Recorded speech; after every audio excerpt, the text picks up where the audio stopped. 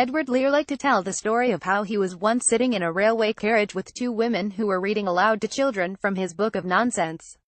When a male passenger confidently asserted that there is no such person as Edward Lear, the writer was obliged to prove his own existence as the painter-author in that order by showing the passengers his name on his hat, handkerchief and visiting card. In an extraordinary drawing of this event, Lear depicted himself and the two women realistically, but the doubting man as a cartoonish figure straight out of one of his limericks. Lear's two worlds of art and nonsense wonderfully collide in this anecdote and its illustration. To be told that one does not exist nods at Lear's feeling that his paintings were admired only by a select audience and places him in the absurdist position of the limerick's protagonists.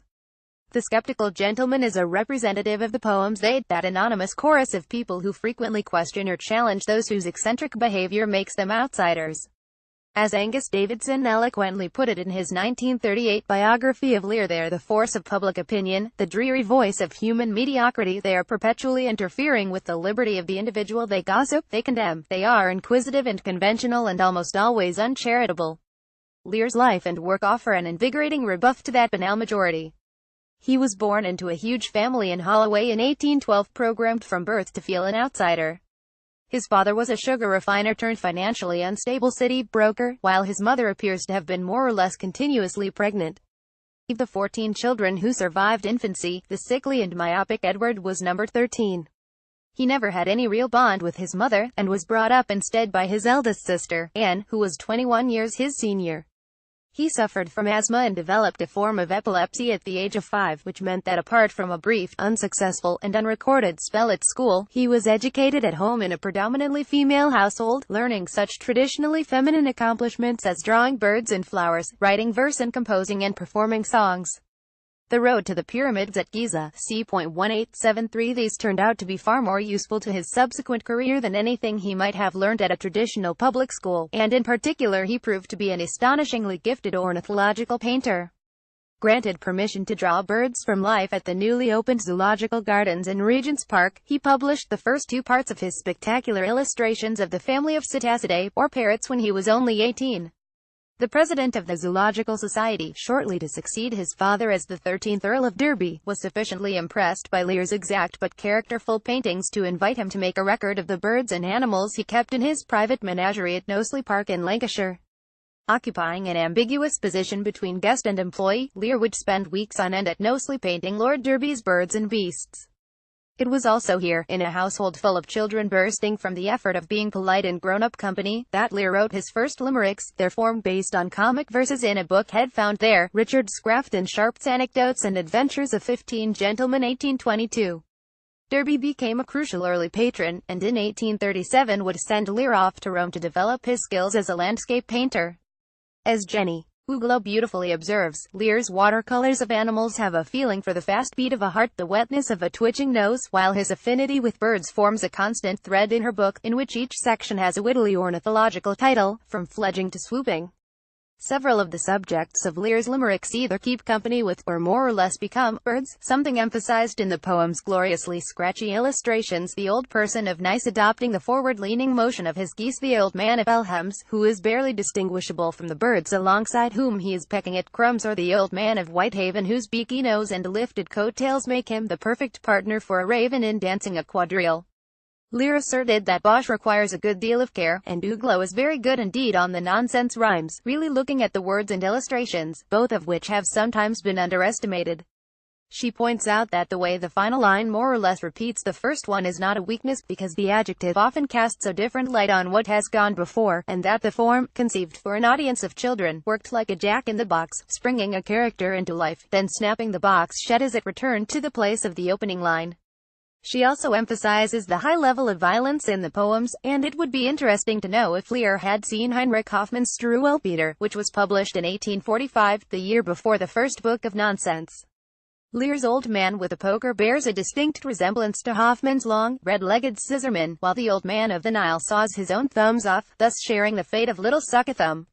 Away from the nursery, Lear spent a great deal of his life traveling in pursuit of new subjects to paint and climates better suited to his precarious health. Looking back over 40 years at the sketches he had made, Lear listed some 30 journeys in search of topographical subjects, and Uglo is not the first of his biographers to struggle to convey this peripatetic aspect of his life without reducing it to an annotated itinerary.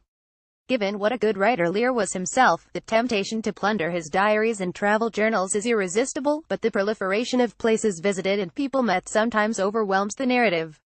Uglo does, however, give a real sense of just how intrepid a traveler Lear was and just how hard he worked, and she writes extremely well about both the paintings and the techniques he used to create them. She is also excellent on Lear's sometimes uneasy reliance on patronage, and his equally tricky relationship with Tennyson, lines of whose poems inspired many paintings. While remaining a keen admirer and very funny parodist of Tennyson's work, Lear increasingly found the man unbearable, acutely referring to the anomaly of Husserl's philosophical writings combined with slovenliness, selfishness, morbid folly. He was devoted, however, to Tennyson's much put-upon wife, Emily, who became perhaps his closest confidant. His deep friendship with her was without the tensions that arose in those with young men such as Franklin Lushington and Hubert Congreve. Lear's homosexuality, though probably never acted upon, has been acknowledged for many years, despite some rather desperate backpedaling by Peter Levi in his highly personal and idiosyncratic biography of 1995. Levi seemed bemused by Lear's relationship with Lushington and insisted that Lear was of course heterosexual. Uglo takes Lear's sexuality as read and devotes little space to the matter, simply stating that he was clearly in love with Lushington and that a host of emotions, open and unacknowledged, clouded his feelings for Congreve. She also notes that Lear's vacillating and rather vague notion that he should marry, notably the many years he spent dithering over dear little Gussie Bethel, a woman less than half his age, was devoid of romantic or sexual considerations. Lear's supposed ugliness combined with his epilepsy, which he kept secret, learning to retire to the privacy of a room when he felt a fit coming on, made him feel unworthy, although he was still considering matrimony in his 70s, a good woman to nurse me to the last, as he unenticingly put it. What he most craved was companionship, and much of the melancholia that characterized his life arose from the sense that he was the only one among his many friends who had failed to find domestic contentment. His later years were spent in San Remo, fondly but erratically tended by his long-serving Sullio manservant, Giorgio Cocali.